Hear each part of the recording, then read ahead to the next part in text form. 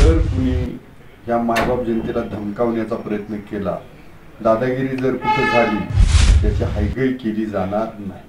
आणि इलेक्शनच्या काळातही ज्यांनी कोणी दादागिरी केली असेल, दमदादागिरी किंवा भांडण करण्याचा प्रयत्न केला असेल तर ती माहिती माझ्यापर्यंत पोहोचवा।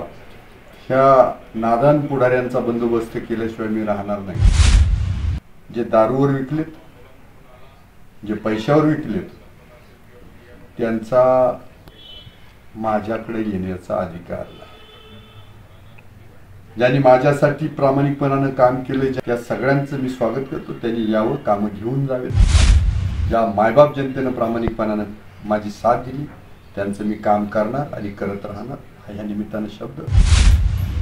मी अधिकारवाणीनं अजितदादा पवार साहेबांकडे मला मंत्रिपद मागू शकत नाही। त्याला जर वाटलं की महाराष्ट्राच्या दृष्टीने मी चांगलं काम करू शकेन तर देतील जबाबदारी, नाही दिली तरी नाराजी नाही, दिलं तर भरभरून काम। नमस्कार।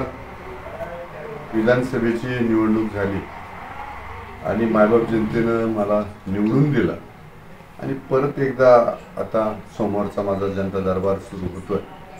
खरं तर सगळेच आमदार मुंबईमध्ये आहेत, परंतु मी मतदारसंघात राहण्याचं पण मुंबईला जाऊन दादांची भेट घेतली आणि मतदारसंघात राहण्याचं पत्करलं। कारण माझी निवडणूक ही फक्त जनतेच्या आणि जनतेच्याच भरोश्यावरती झालेली आहे।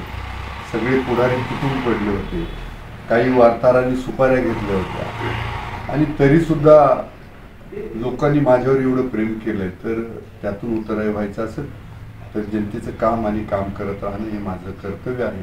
आज पाहत असाल की साधी भोळी माणसं येत आहेत, सत्कार करून जात आहेत, त्यांना जो आनंद आहे तो अप्रतिम आहे। आणि ते सांगतात की गावगुंडांनी कशा पद्धतीने गावात पैसे वाटले, कशा पद्धतीने दारू वाटली, पण तरीसुद्धा आम्ही कामं केली। त्या मीडियाच्या माध्यमातून एकच सांगतो की जर कुणी या मायबाप जनतेला धमकावण्याचा प्रयत्न केला, दादागिरी जर कुठे झाली आणि ते जर या जनतेने माझ्यापर्यंत पोहोचवलं तर त्याची हायगई केली जाणार नाही। आणि इलेक्शनच्या काळातही ज्यांनी कोणी दादागिरी केल्या असेल, दमदादागिरी किंवा भांडण करण्याचा प्रयत्न केला असेल तर ती माहिती माझ्यापर्यंत पोहोचवा। ह्या नादान पुढाऱ्यांचा बंदोबस्त केल्याशिवाय मी राहणार नाही। या निमित्तानं सांगतो की 5 वर्ष एकदम प्रामाणिकपणानं जसं मागं काम केलंय तसंच करत राहील। विकासाची जी गती आहे ती मागच्यापेक्षाही दुप्पट तिप्पट वेगानं राहणार आहे। सगळीकडे रस्ते, शाळा, पाणी, आरोग्य, लाईटचे प्रश्न पूर्ण करून अजून जे काही मी स्वप्न पाहिलंय की आरोग्याच्या दृष्टीनं खूप मोठं काम करायचे, शैक्षणिक दृष्ट्या खूप मोठं काम करायचं, ते पूर्ण होणार आहे। आणि माझी ह्या निमित्तानं विनंती आहे, जे दारूवर विकलेत, जे पैशावर विकलेत, त्यांचा माझ्याकडे येण्याचा अधिकार नाही। ज्यांनी माझ्यासाठी प्रामाणिकपणाने काम केले, ज्यांनी विरोधात मतदान केले पण लोकशाही पद्धतीने मतदान केलंय, ज्यांनी लोकशाही वाचवण्याचा प्रयत्न केलाय, त्या सगळ्यांचं मी स्वागत करतो। त्यांनी यावं, कामं घेऊन जावेत माझं। परंतु ज्यांनी लोकशाहीला शोभत नाही असं ज्यांचं वर्तन झालंय, ज्या पुढाऱ्यांनी नको त्या भाषेमध्ये अश्लील बोलून हा सगळा जनतेची दिशाभूल करण्याचा प्रयत्न केला, ह्या लोकांनी चुकूनही माझ्याजवळ नम्र विनंती। ज्या मायबाप जनतेनं प्रामाणिकपणानं माझी साथ दिली त्यांचं मी काम करणार आणि करत राहणार, हा या निमित्तानं शब्द। सोमवारचा जनता दरबार हा चालू राहील, गुरुवारचा जनता दरबार अकोल्याचाही चालू राहील आणि पठार भाग, ज्या पठार भागाने खूप मोठी साथ दिली आहे। म्हणजे तसं पाहिलं तर आढाळा परिसर असेल किंवा परवरा परिसर असेल किंवा मुळा परिसर असेल आणि पठार भाग असेल, यांनी खूप मोलाची साथ मला दिली आहे। तर त्यातून उतराई होण्यासाठी सदैव त्यांच्या मी सेवेत राहील। आणि ज्यांनी कुणी विरोधात काम केलंय त्यांचा मला तिरस्कार नाही आहे, परंतु त्यांनी लोकांशी नीट वागावं, लोकशाही पद्धतीने वागावं। तुम्ही लोकशाहीचा गळा घोटण्याचा जो प्रयत्न केलाय तर मला वाटतं कदापि ही मायबाप जनता त्यांना माफ करणार नाही। आपण काम करत राहूया, तालुक्याचा मतदारसंघाचा विकास करूया आणि महाराष्ट्रात एक सुंदर तालुका, दमदार तालुका म्हणून त्याची ओळख निर्माण करूया। नाही.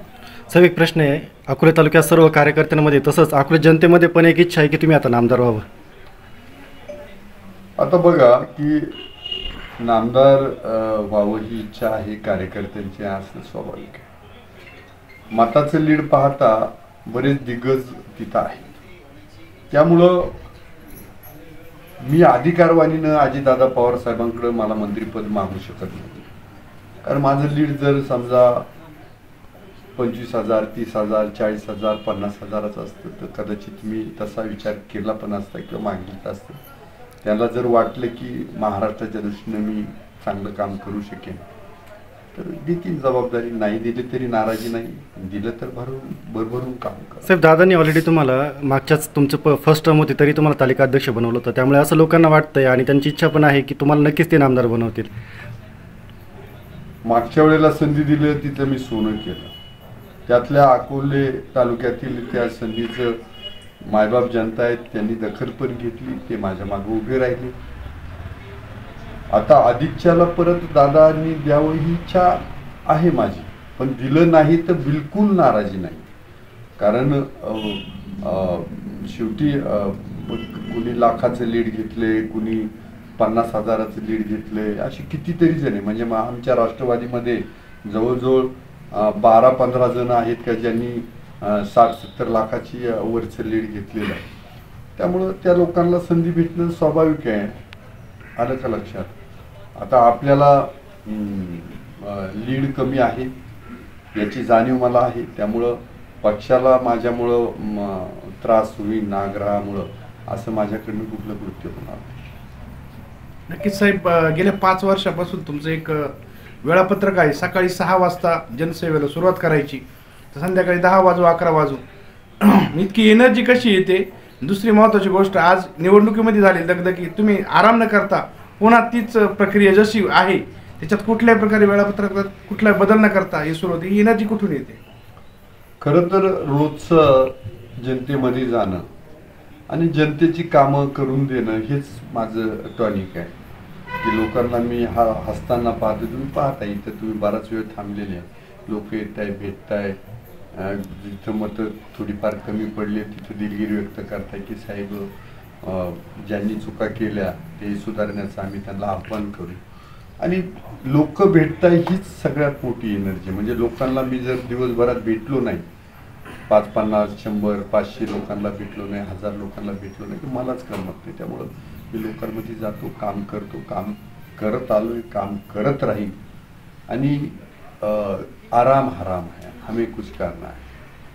माझ्या जीवनामध्ये जेव्हा मी माझ्या आयुष्याच्या शेवटच्या क्षणी जेव्हा बेडवर पडेन तोच माझ्यासाठी आराम राहील. तोपर्यंत मी आराम हा शब्द माझ्याकडं राहणार. धामणगाव आवारीच्या उत्तर भागाला भरपूर पाणी मिळत आहे निळवंडेच्या जो उच्चस्तरीय काल त्याच्यामुळे, परंतु जो दक्षिण भाग आहे त्या दक्षिण भागाला पूर्ण तुटवडा आहे, त्यांना पाणी मिळत नाही आहे. त्यामुळे शेतीचं खूप नुकसान पण होतं त्या याच्यामुळे, कारण उन्हाळ्यात पाणी मिळत नाही. तर त्यासाठी काही उपाययोजना करू शकता का? 100% उपाययोजना करणार आहे. तसंही उजव्या कॅनलला अक्वाडक्टचं काम किरण लांडे केलं. त्याची दखल म्हणून खालच्या भागातल्या लोकांनी उजव्या आणि डाव्या कॅनलच्या परिसरातली घेतली. आता ते धामणगाव आवारीचे कार्यकर्ते काय माझ्याकडे कुणी आलेले नाही. आलं का लक्षात? त्यांनी यावं जनता दरबारात. कानावर घालणं मनावर घालणं हा विषय नाही. जनता दरबारात यावं. म्हणजे त्यांनी जर खरंच लोकशाही जपली असेल तर यावं. नक्कीच.